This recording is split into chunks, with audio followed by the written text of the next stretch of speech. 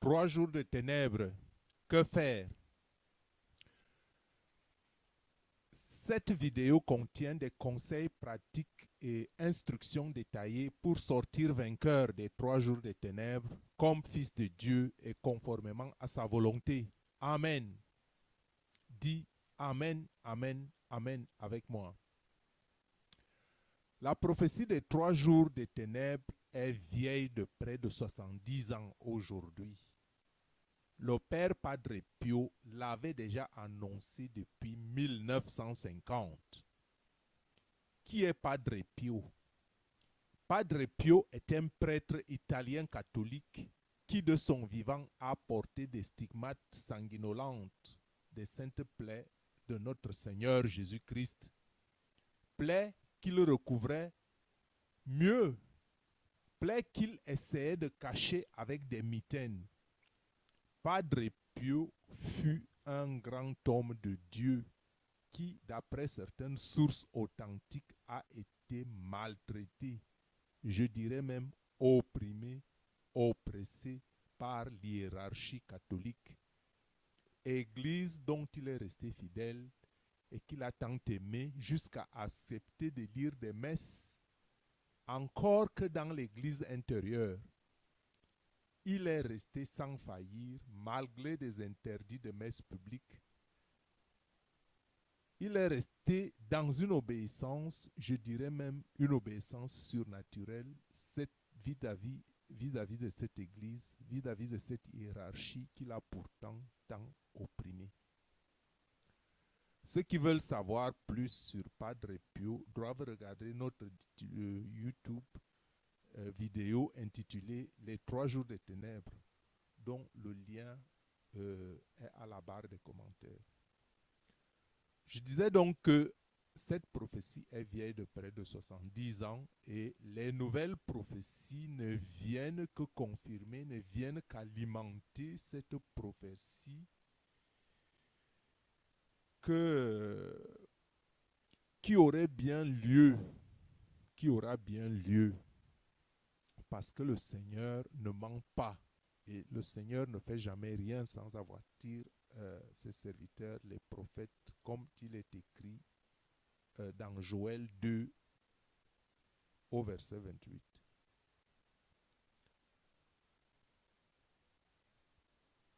Donc, ces derniers jours, beaucoup d'autres ont fait résurgir cette prophétie au quotidien, à notre quotidien, puisqu'il s'adresse bien à nous, à notre génération. Personne n'ignore et personne ne doute plus que nous vivons les temps de la fin, comme d'ailleurs prophétisé par Padre Pio, que cette prophétie trouverait son accomplissement vers les temps de la fin. La question n'est donc plus que celle de savoir comment se préparer à cet événement mondial dont personne ne connaît ni la date ni l'heure. Les prophètes anciens ne l'ont-ils pas prophétisé? Par exemple, en Sophonie 1, du verset 14 à 16. Même si le Seigneur assure les siens de lui faire confiance, mais cela nécessite tout de même une certaine préparation parce que cet événement prévu depuis avant la fondation du monde aura lieu avant l'enlèvement de l'Église, avant l'enlèvement de l'épouse. Afin que l'humanité païenne sache que Dieu est Dieu, Dieu des cieux, Dieu de la terre, le Dieu des vivants, maître de toutes choses, de qui repose tout pouvoir dans toute la création et dans tout l'univers. Donc, la première chose à faire est de garder son calme, est de mettre sa foi en Jésus-Christ dès aujourd'hui.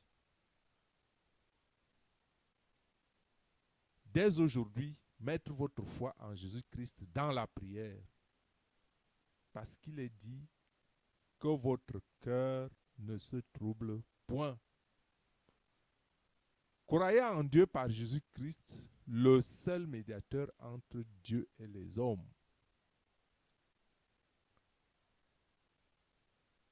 si vous n'êtes pas encore croyant, se convertir et donner sa vie à Jésus-Christ en l'acceptant comme son sauveur personnel, en se repentant sincèrement de ses péchés, avec foi, et lui faire confiance, totale confiance, parce que Dieu a trouvé bon que nous allions à lui par le biais de la foi et non par la vue.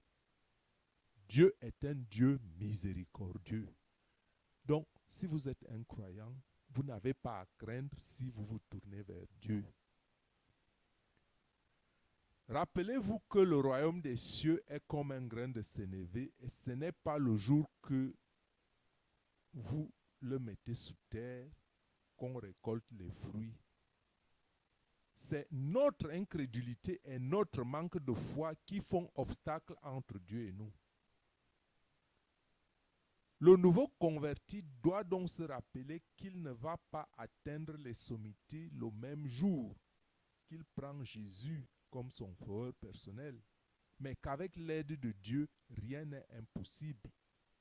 Il suffit de prendre Jésus et vous êtes sauvés. Le reste, priez Dieu et il vous montrera le chemin.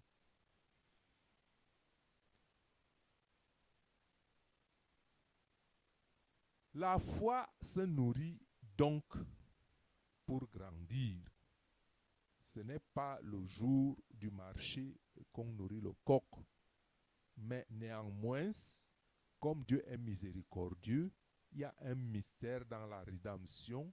Même celui qui se répand le dernier jour peut toujours avoir la même récompense que celui qui travaille dans le champ pour la récolte de pluie. Ça, c'est la volonté du Seigneur. C'est lui qui décide. Donc, la foi grandit, elle se nourrit de l'amour de Dieu et des actes de charité pour son prochain par amour pour Dieu. Ça, c'est pour l'incroyant qui prend peut-être conscience de sa misère au sujet de ces 3 jours de misère. Donc, la foi se nourrit pas seulement donc de l'amour, de la prière, mais aussi la foi se nourrit de la prière et surtout de la confiance qu'on fait en Dieu, la confiance d'un enfant à son Père, mais aussi des actes de pénitence. Parce que quand on se répand, il faut des actes de pénitence pour compenser un peu le jeûne, la douleur qu'on a fait à Christ qui vous aime et que vous refusez. Donc, il y a les actes de pénitence tels que le jeûne et autres œuvres humbles dans la foi et dans l'humilité. Ce ne sont pas les actes qui vous sauvent, mais c'est la grâce. C'est juste votre volonté qui vous sauve. Mais il faut quand même être actif dans la foi. Donc, je posterai donc pour ceux qui ne sont, pour les non-croyants, je posterai à la fin de cette vidéo, mieux à la barre, je poste à la barre 2 liens. Une courte prière intitulée « Saisis la vie éternelle aujourd'hui ». Vous aurez le lien pour aller accéder à cette prière. C'est notre prière, c'est une prière YouTube. Et l'autre lien, c'est la clé de la vie éternelle en 10 minutes. Vous trouverez aussi le lien pour les non-croyants qui souhaitent que tout se passe bien pour eux ce jour-là.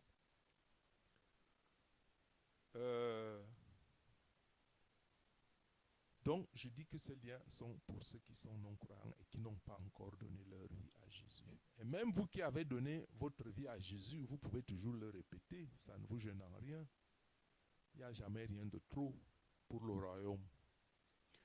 Bon, mais pour ceux qui sont déjà dans la foi, donc essayez à partir d'aujourd'hui de vous préparer pour ce jour, le jour des ténèbres, parce qu'on a dit que cette vidéo contient des conseils pratiques et certains détails.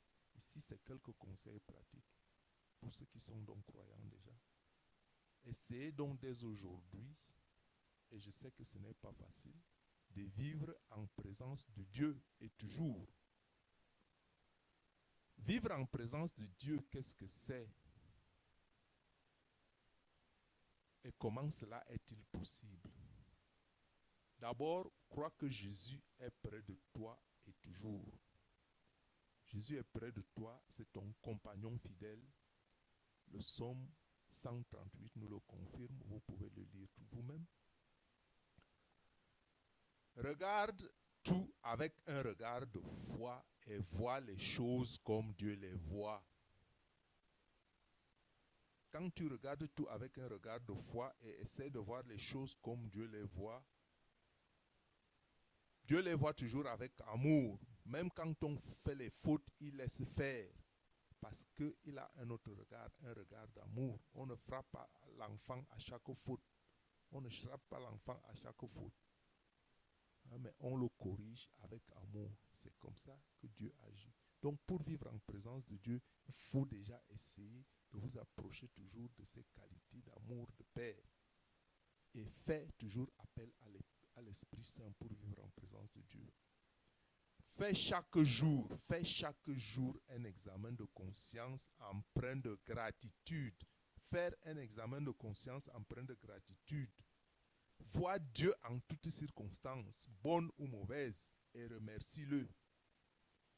En se repentant, en passant pour les péchés qu'on aurait commis.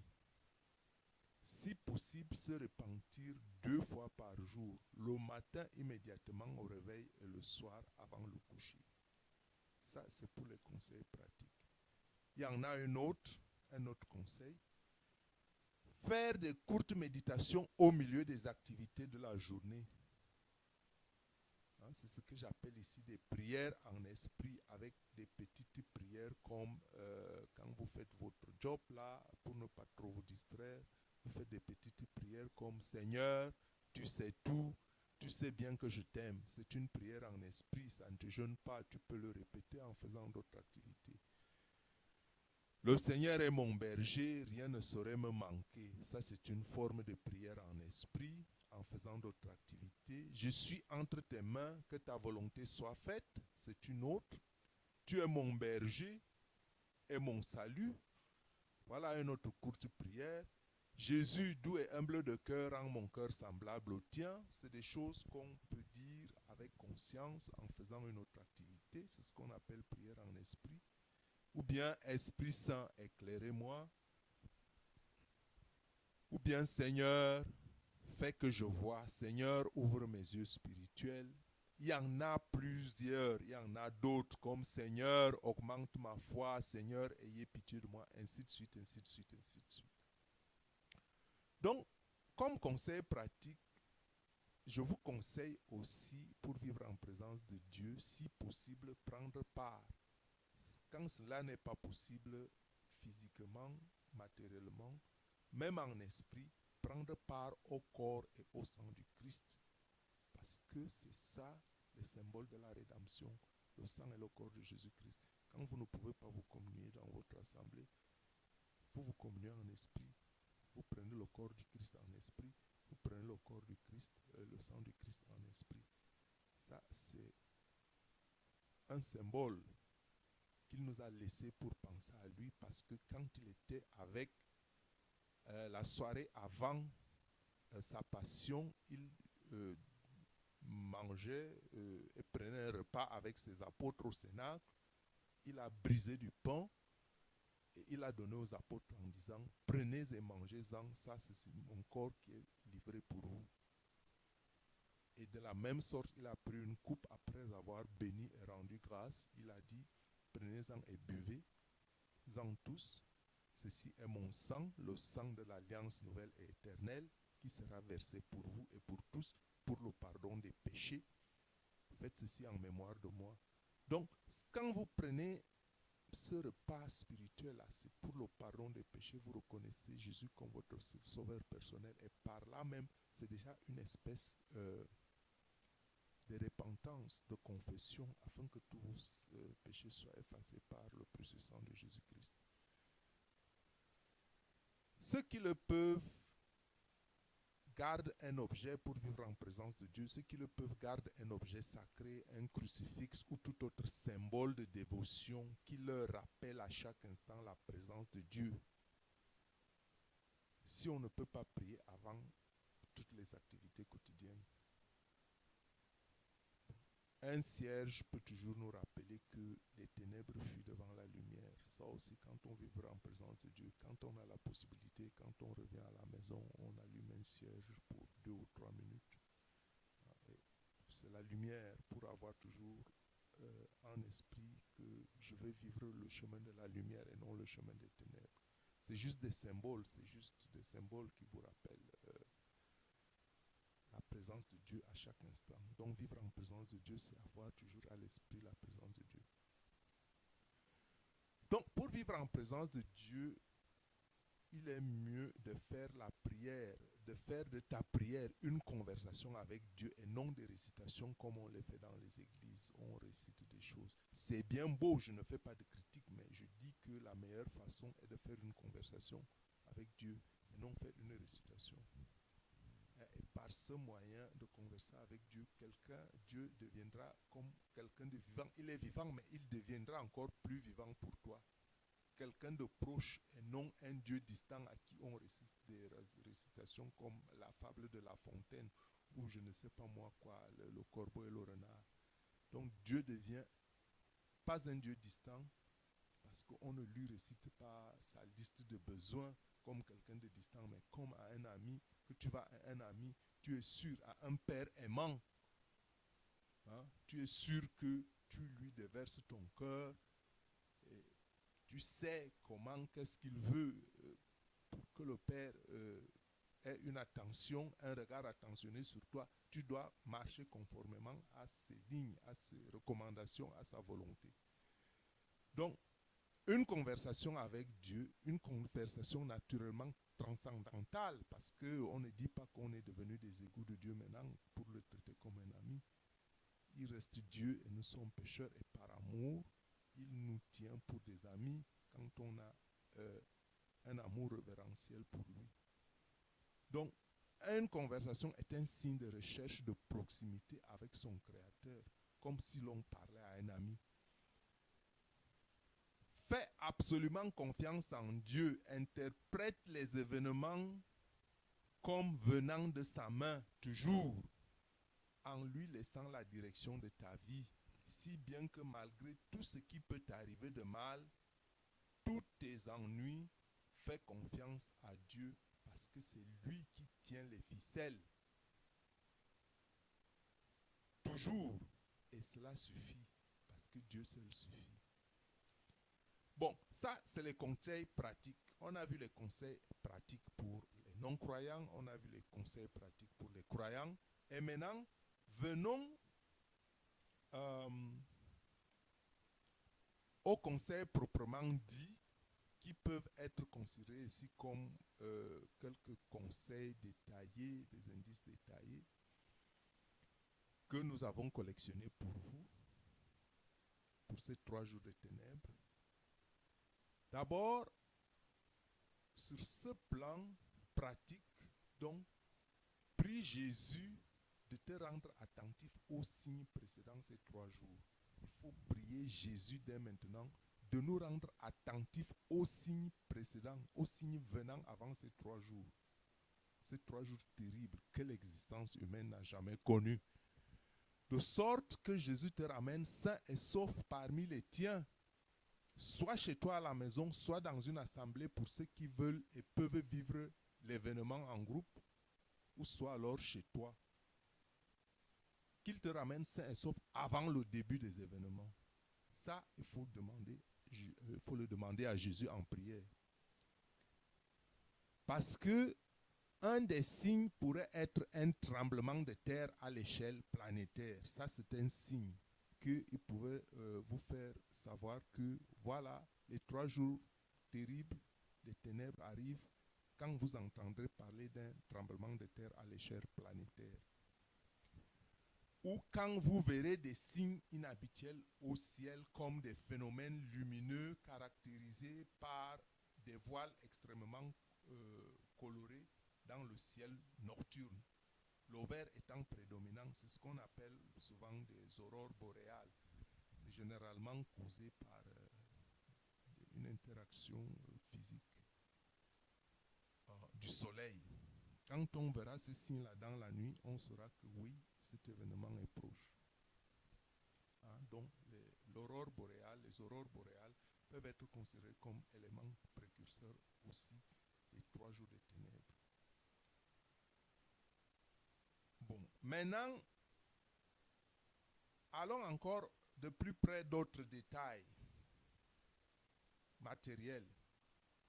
Achète-toi des réserves de nourriture suffisantes pour 3 jours pour toi et ta maisonnée. Si tu n'habites pas seul. Le mieux sont des conserves et autres biscuits qui ne nécessitent pas la préparation en cas d'absence ou de panne de courant ou même de gaz, l'absence d'eau. Donc des choses qui ne nécessitent pas d'être cuisinées. C'est mieux que tu t'achètes ces choses. Tu peux te les acheter en avance parce que ça se conserve aussi mieux. Achète-toi des bougies. Si tu as la possibilité, des bougies bénites pourraient être absolument nécessaires pour s'éclairer. Parce que il peut arriver que ces ténèbres soient si impressionnantes que les lumières ordinaires ne suffisent pas et que on soit éclairé par les bougies bénites. C'est une lumière surnaturelle. Ce n'est que des mesures de précaution. Je ne dis pas que ce sera comme ça. C'est des mesures de précaution que j'ai collectionnées pour vous. Faites des réserves d'eau suffisantes pour les toilettes et l'hygiène corporelle, ainsi que les réserves d'eau pour étancher la soif. Les réserves de nourriture peuvent être achetées le plus tôt possible et être de temps en temps remplacées à cause des délais d'expiration. Si vous dites, bon, je ne vais pas attendre la dernière minute, peut-être qu'à la dernière minute, je n'ai pas le temps, vous achetez des choses que vous gardez et si la date expire, vous les utilisez et vous les remplacez par d'autres. Hein? Parce que personne ne connaît ni le jour ni l'heure. Donc, il faut être prudent et prendre toutes les chances de son côté. Même si le Seigneur assure qu'il donnerait des signes visibles avant le déclenchement du feu du ciel. Je rappelle de ne pas compter sur les aliments périssables. Parce que vous vous direz, oui, j'ai rempli mon frigo et après, quand le frigo est rempli, le courant n'est pas là, le gaz n'est pas là, vous ne pouvez pas utiliser ces aliments. Ne comptez pas sur les aliments périssables. Comptez sur les aliments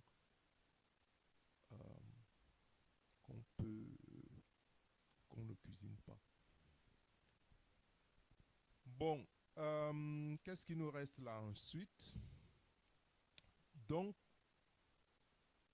on a dit que les aliments périssables, ne comptez pas trop sur ça parce que votre frigo, comme réserve de nourriture, à cause du manque de courant, probablement du manque d'eau ou de gaz, ne vous servira à rien. Vous serez dans l'ennui. Imaginez que vous avez des aliments au frigo et qui, pendant 3 jours, ne sont pas réfrigérés. Donc, vous aurez de la pourriture et un conseil pratique, c'est que faut rester dedans chez vous pendant 3 jours et ne pas ouvrir la porte et ne pas regarder dehors. Donc ça peut être déjà un problème déjà pour vous d'avoir des aliments dans le frigo. Donc pensez à ça. Au besoin même, si vous savez que les événements arrivent, que vous épuisiez ces stocks dans le frigo parce que ça risque en 3 jours de devenir un problème.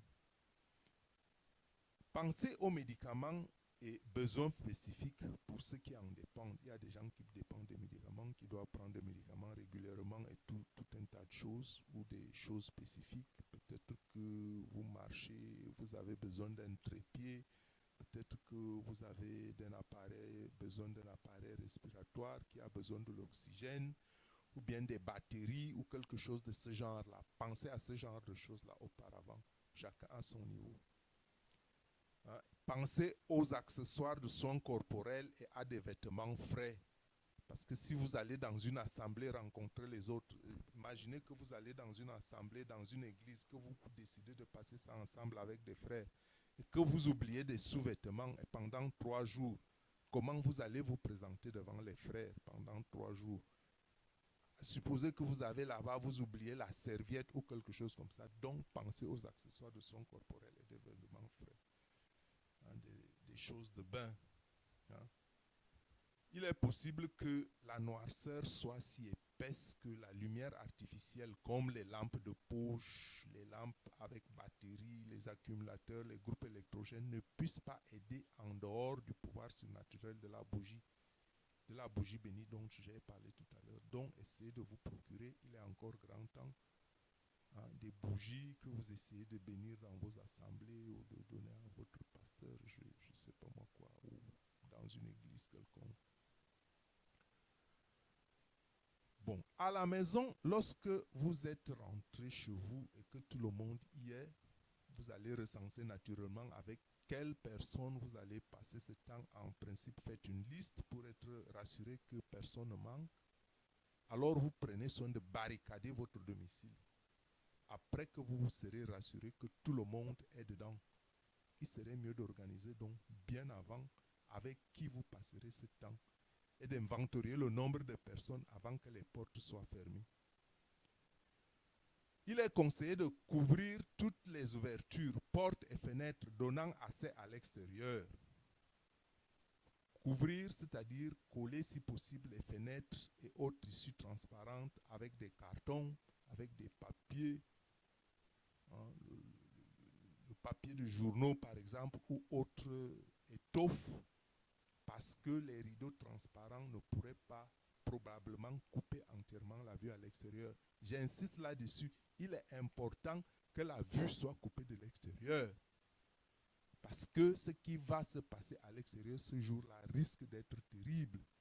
Je parle des probabilités maintenant, je ne suis pas en train de vous dire que Dieu m'a dit de vous dire que j'ai collecté un certain nombre d'informations pour vous, qui est certes probable que cela vous arrivera, afin que vous soyez mieux préparés. Donc, vous pouvez aussi badigeonner les ouvertures transparentes avec la chaux pour empêcher ou pour fermer hermétiquement la vue de l'extérieur ou de l'extérieur. Je le répète extra, qu'il est très important de tuer absolument votre curiosité à vouloir voir ce qui se passe dehors. Ne regardez pas dehors et bloquez la vue du dehors. Que ceux qui sont dehors ne voient pas ce qui est dedans et que ceux qui sont dedans ne voient pas ce qui est dehors. Hermétiquement. Et en aucun cas, lorsque tout votre monde est dedans, ne plus ouvrir la porte à qui que ce soit, parce que les forces des ténèbres essaieront de séduire certains pour les traquer. Ne regardez pas dehors. Donc, pour enlever toute tentation de regarder à l'extérieur, ceux qui le peuvent, comme je disais, peuvent badigeonner les fenêtres et les ouvertures avec la chaux. Toutes les ouvertures en glace là, donnant à l'extérieur, ne jouez pas dessus, ne jouez pas avec votre vie. Beaucoup mourront de terreur. Parce que quand vous voyez des choses terrifiantes, cela seul peut déjà vous tuer.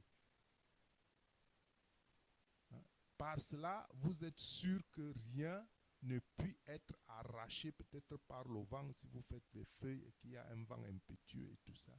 Ou bien par quelqu'un d'autre, une personne peu responsable, peut arracher les choses. Quelqu'un peut se lever spontanément, arrache les choses juste parce qu'elle est peu responsable ou qu'il entend des cris ou par peur ou je ne sais pas moi quoi. Donc c'est mieux de vous rassurer de toutes ces choses et de parler avec tout le monde, tous ceux qui seront avec vous. Le mieux serait qu'une personne responsable éloigne toutes les clés des portes donnant accès à l'extérieur.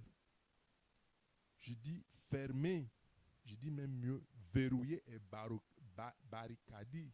Verrouiller et barricader toutes les issues après la venue des ténèbres.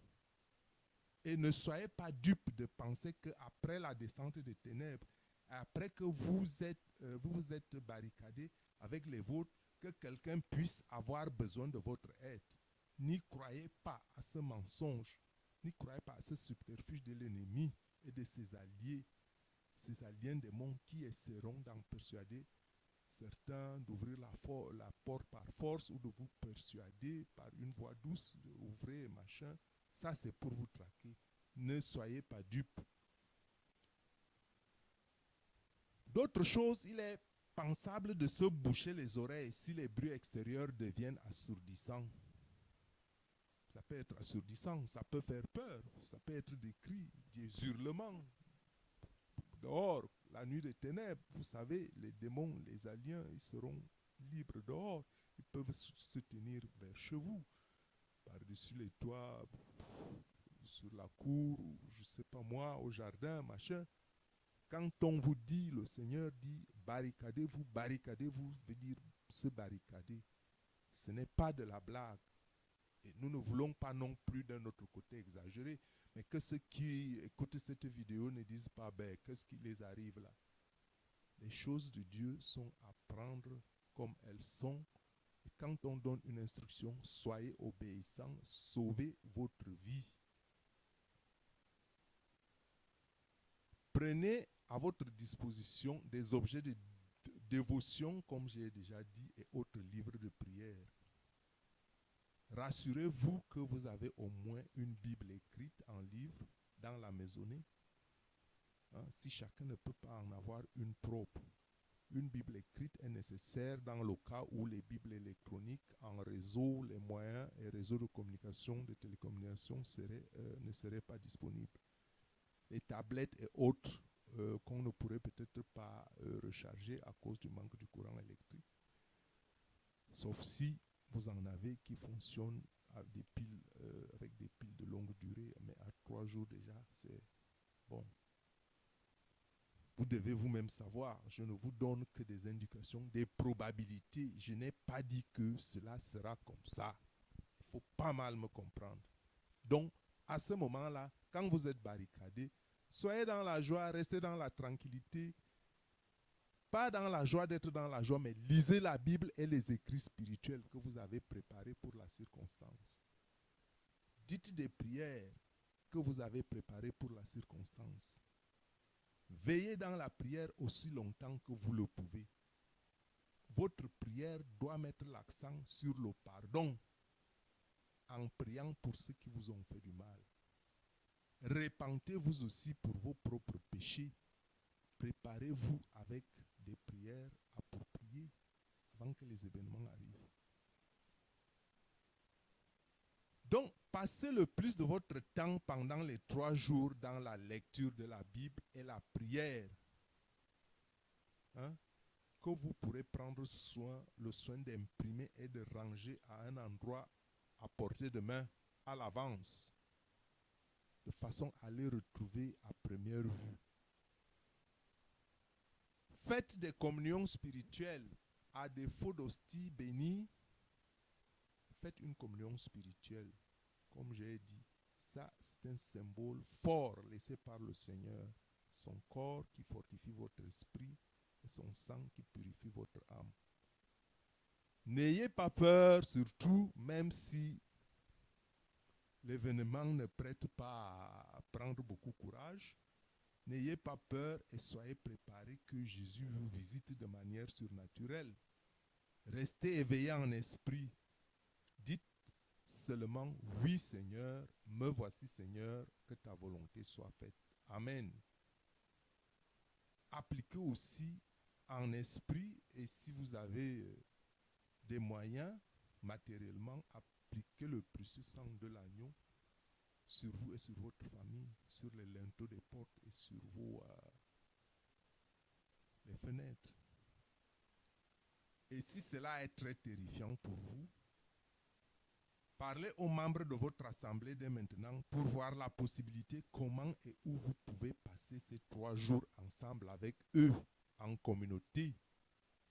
Ça peut être au sein d'une église ou dans la salle de la communauté que vous fréquentez.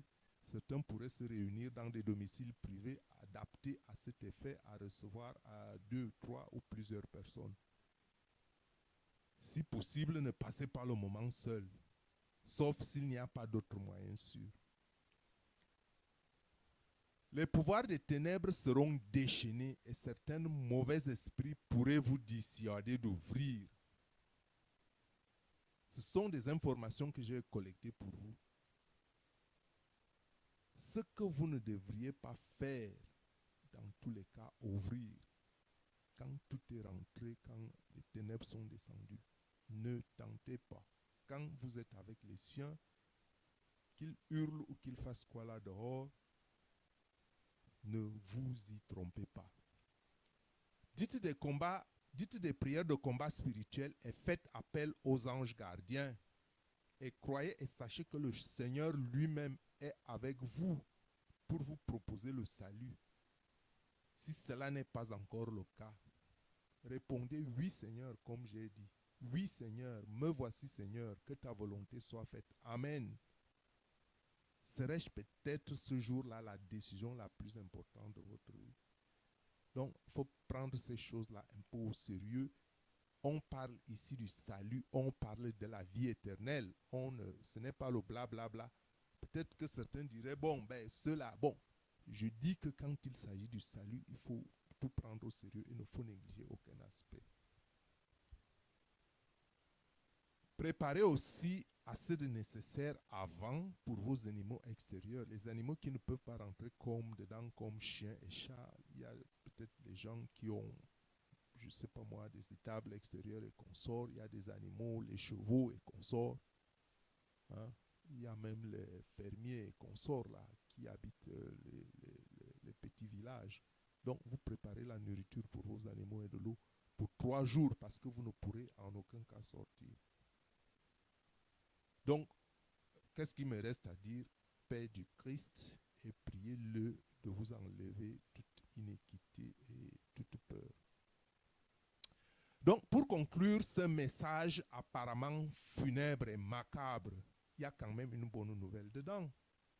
La bonne nouvelle est que les 3 jours de ténèbres permettront de lever l'aveuglement de beaucoup de cœurs obscurcis par les ténèbres. Je répète, les 3 jours de ténèbres ont une bonne nouvelle. Et cette bonne nouvelle est que ces jours permettront de lever l'aveuglement de beaucoup de cœurs obscurcis par les ténèbres. Parce que Dieu ne fait jamais rien pour rien. Dieu n'est pas un méchant. Dieu fait toujours quelque chose avec un bon but. C'est pour augmenter la récolte des âmes sur la terre. Ce n'est pas pour punir l'humanité, même si apparemment cela vous semble le cas. Donc, je vous conseille en ce jour de choisir le salut s'il vous est proposé. Si vous êtes non-croyant, choisissez le salut. Si vous êtes croyant charnel ou chrétien tiède, faites tous vos efforts à partir de maintenant pour vous tenir ferme dans la foi. Prenez le zèle pour la parole de Dieu et son royaume. Que Dieu vous bénisse et que tout se passe bien pour vous, que tout se passe bien pour nous. Suivez quelques passages bibliques ici qui vous donnent des encouragements. Que Dieu est avec vous, que Dieu est avec nous. Soyez bénis. J'espère que cette vidéo vous aura aidé et prenez nos conseils au sérieux. Ne pensez surtout pas que nous exagérons. C'est un événement mondial tel qu'il n'y en aura plus jamais, tel qu'il n'y en a pas encore eu et qu'il n'y en aura plus jamais sur cette terre des vivants. La parole de Dieu ne ment pas. Sois béni.